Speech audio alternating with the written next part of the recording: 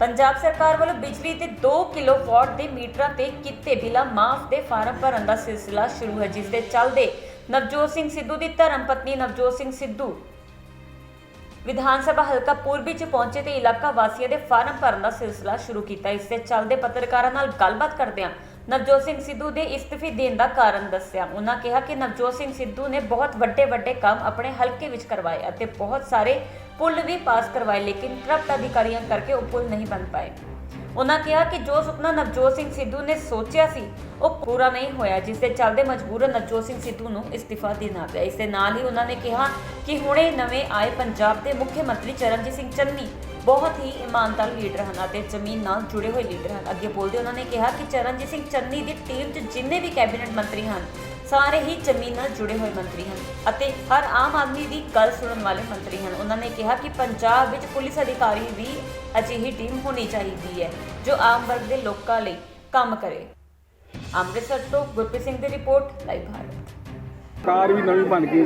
Opposition कहती कि हुण किन्ने रोकिया तुहानूं 3 रुपए यूनिट हुण कर दिओ, किन्ने रोकिया? सरकार तुहाडी है।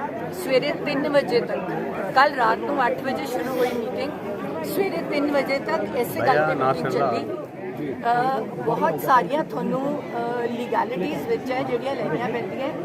चन्नी साहब एक बहुत ही सिंपल एंड बहुत ही ईमानदार ਡੀਸੈਂਟ लीडर है जिहड़े आम पब्लिक दे विच बैठ के प्रॉब्लम सुनने वाले हैं। मैनूं लग रहा है हुण जिहड़े मंत्रालय जिहड़े भी लोग आए हैं इहो ਜਿਹੇ आए हैं जिहड़े सड़क ते कोई भी बंदा रोके तो उहदी गल सुनने नूं तैयार है। सो कोशिश इस बारे ही रात को डिस्कशन हुई कि किवें BPS कैंसल किए जान। जिहड़े एडवोकेट जनरल है ते उन्हां दी टीम है वो पूरी इस काम ते लग गई है भी ये किहड़े क्लॉजेस रहेंगे, क्योंकि असी नहीं चाहते कि अज BPA तुसी कैंसल कर दो, कल नूं तुहाडे ते लीगल केस पै जाए, दोबारा तो तुसी 11 रुपए बिजली देनी होगी, फिर ਉਹਦਾ कोई फायदा नहीं। ਜਿਹੜੇ ਮੁੱਦਿਆਂ ਨੂੰ ਲੈ ਕੇ ਨਵਜੋਤ ਸਿੰਘ ਸਿੱਧੂ ਉਹਨਾਂ ਨੇ ਪਹਿਲੇ ਅਸਤੀਫਾ ਦਿੱਤਾ ਸੀ ਜਾਂ ਕੈਪਟਨ ਅਮਰਿੰਦਰ ਸਿੰਘ ਨੂੰ ਹਟਾਇਆ ਗਿਆ, ਉਹ ਮੁੱਦੇ ਤੇ ਹਜੇ ਵੀ ਕਾਇਮ ਨੇ। ਦੁਬਾਰਾ 13 ਏਜੰਡਿਆਂ ਨੂੰ ਲੈ ਕੇ ਉਹਨਾਂ ਨੇ ਚਿੱਠੀ ਲਿਖੀ ਹੈ ਕਿ ਉਹਨਾਂ ਨੇ ਕਹਿਣਾ ਵੀ ਜੇ ਅਸੀਂ ਇਹ ਮੁੱਦੇ ਹੱਲ ਨਹੀਂ ਹੁੰਦੇ ਤੇ ਲੋਕਾਂ ਕੋਲੋਂ ਵੋਟ ਕਿਸ ਬੇਸ ਤੇ ਮੰਗਣ ਜਾਵਾਂਗੇ। लड़ाई इस गल की सीगी कि DGP भी यह होने चाहिए हैं। विजिलेंस चट्टोपाध्याय जी आए हैं, कोशिश की गई है कि वो पुलिस अफसर लाए जान जिहड़े कि अकाली ते कांग्रेस किते ना किते पंजाब दे विच एक पूरी टीम है जिहड़ी अकाली ते कांग्रेस लिए पैरेलल काम करती है।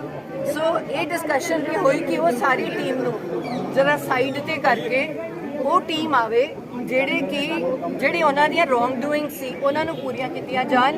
ਕੱਲ ਉਹਨਾਂ ਨੇ ਰਾਜਾ ਵੜਿੰਗ ਦੀ ਤਾਰੀਫ ਕੀਤੀ। ਇਹਦਾ ਮਤਲਬ ਸਾਨੂੰ ਇਹੋ ਜਿਹਾ ਕੰਮ ਚਾਹੀਦਾ ਹੈ ਕਿ ਇੱਕ ਵਾਰ ਲੋਕਾਂ ਨੂੰ ਅਸੀਂ ਦਿਖਾਈਏ ਕਿ ਸਾਡੀ ਸਾਂਠ-ਗਾਂਠ ਨਹੀਂ ਹੈ।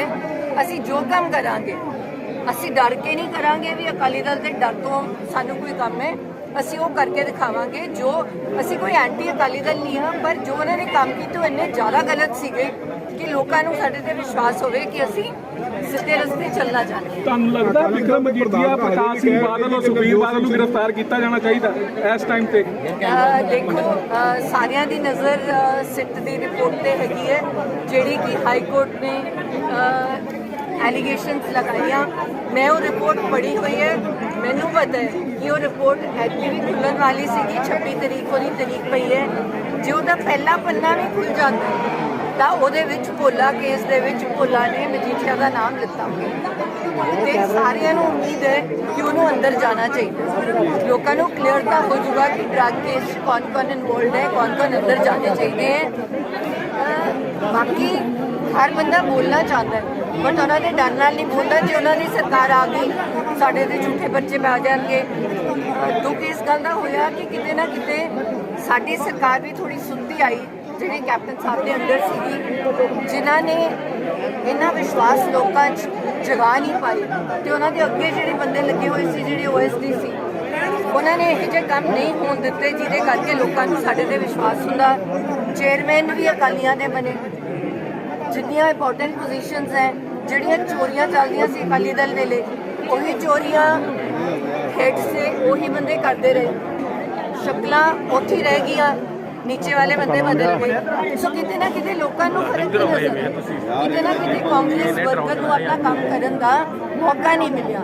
ਜਿਹੜਾ ਕਿ ਹੁਣ ਥੋੜੇ ਸਮੇਂ 'ਚ ਕੋਸ਼ਿਸ਼ ਕੀਤੀ ਜਾਊਗੀ ਕਿ ਉਹ ਲੋਕ ਅੱਗੇ ਆਉਣ ਤੇ ਕੰਮ ਫਰਕ ਜਿਵੇਂ ਰਾਜਾ ਵੜੇ ਕਰ ਰਹੇ ਜੇ ਸਾਰੇ ਮੰਤਰੀਆਂ 'ਚ ਕੰਮ ਕਰਨ ਲੱਗ ਜਾਣ ਤਾਂ ਲੋਕਾਂ ਨੂੰ ਵਿਸ਼ਵਾਸ ਹੋ ਜਾਏਗਾ ਕਿ ਆਉਣ ਵਾਲੇ ਟਾਈਮ 'ਚ ਸਾਡੀ ਜਿਹੜੀਆਂ ਮੰਸ਼ਾ ਹੈ ਉਹ ਜ਼ਰੂਰ ਪੂਰੀ ਲੋਕ ਹੈ ਸਮਾਂ ਬਹੁਤ ਥੋੜਾ ਰਹਿ ਗਿਆ ਹੈ, ਕਰੀਬ 2 ਮਹੀਨੇ ਰਹਿ ਗਏ ਹਨ, ਲੜਾਈ ਅਜੇ ਮੁੱਕ ਨਹੀਂ ਰਹੀ, ਅੱਜ ਵੀ ਕੈਬਨਿਟ ਦੀ ਮੀਟਿੰਗ ਹੋ ਰਹੀ ਹੈ ਤੇ ਕਿਆ ਸਰਕਾਰ ਆਪਣੇ ਵਾਅਦੇ ਪੂਰੇ ਕਰ ਪਾਏਗੀ? ਕਿਉਂਕਿ ਲੋਕਾਂ ਕੋਲੋਂ ਜਿਵੇਂ ਤੁਸੀਂ ਅੱਜ ਫਿਰ 5 ਸਾਲ ਮੰਗੇ ਨੇ, ਪਹਿਲੇ 5 ਸਾਲਾਂ 'ਚ ਤਾਂ ਕੁਝ ਹੋਇਆ ਨਹੀਂ।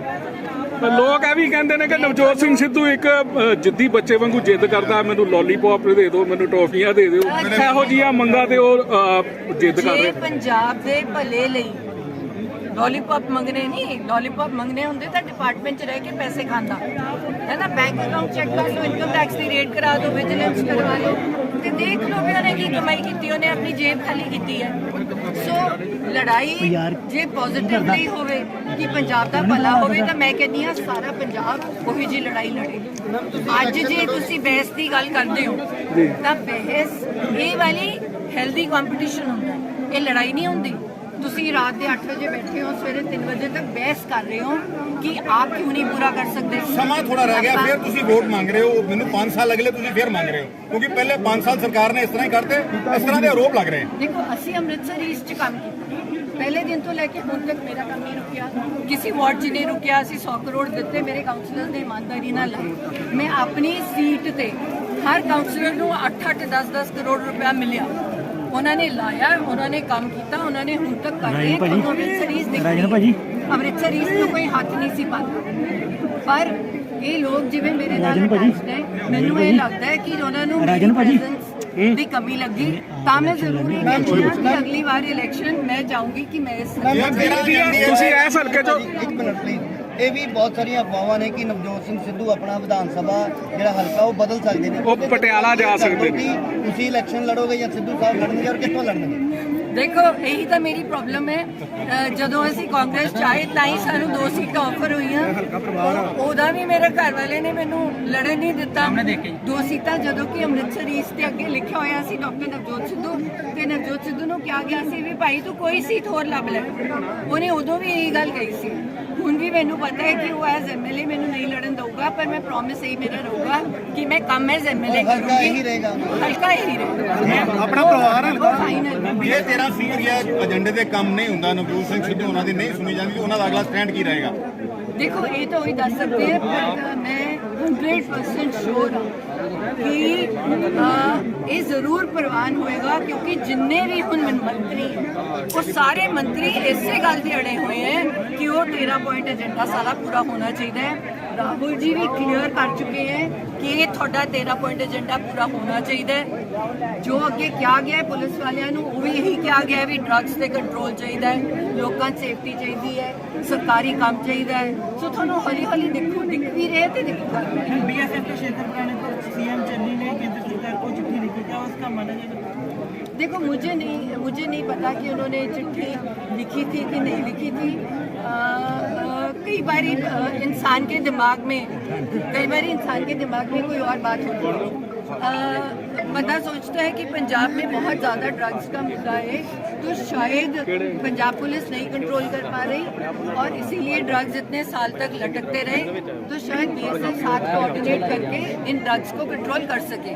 मैंने खुद पूरी बॉर्डर बेल्ट कवर की है गाड़ी में, और तब मुझे बॉर्डर बेल्ट पे कहा गया था कि ये यहाँ पे बटोले की बिकती है, यहाँ पे लंगा की बिकती है।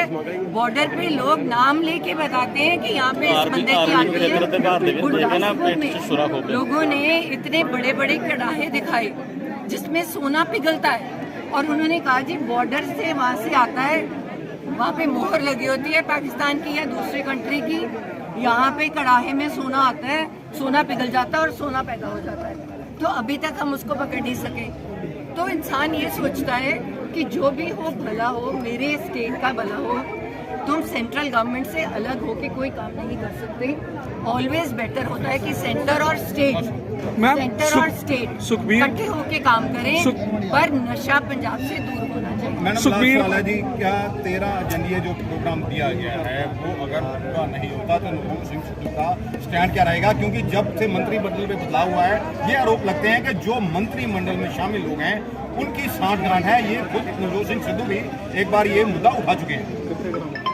जो आज के मंत्री हैं वो सारे 13 पॉइंट एजेंडा को मानने वाले हैं, माने हैं, और इसीलिए कैप्टन अमरिंदर जी को साइड पे किया गया ताकि ये जो 13 पॉइंट एजेंडा है वो लग रहा था पूरा नहीं होगा, इसीलिए इतने बड़े लीडर को जो कि इम्पॉसिबल लग रहा था साइड पे किया गया। वो बहुत टॉल लीडर है, सारी जिंदगी उन्होंने पॉलिटिक्स में लगाई है, मीटिंग्स कर रहे हैं। सो उनको दूर ही इसलिए किया गया कि 13 पॉइंट एजेंडा में से मैक्सिमम चीजें हम कैप्टन पूरी अमरिंदर कर कहते हैं कि सकें। नवजोत सिंह सिद्धू देश के लिए खतरा है। लास्ट वाल देश के लिए खतरा है। वो बाजवे नाल जपियां पांदे, इमरान खान नाल यारी निभांदे। देखो और अमित शाह ने मिला। आप सबको पता है कि नवजोत सिद्धू एक ही बार अपने दोस्त की स्वेरिंग इन पे, not as a prime minister, अपनी दोस्त की स्वेरिंग इन पे गया, लांगा खुला, उसके लिए जप्पी डाली, उसके बाद ना वो पाकिस्तान गया, ना पहले गया है, ना वहाँ से पहले कुछ लेके आया है, ना कोई बिजनेस करता है पाकिस्तान के साथ। और यहाँ तो लोग बहुत बड़े बड़े बिजनेस और बहुत कारोबार और पाकिस्तान के लोग अपने घरों में भी बिठा के रखते हैं। तो कौन लोग? पाकिस्तान से कौन कोई लोग? कौन लोग? रिश्ता नहीं है। कौन लोग?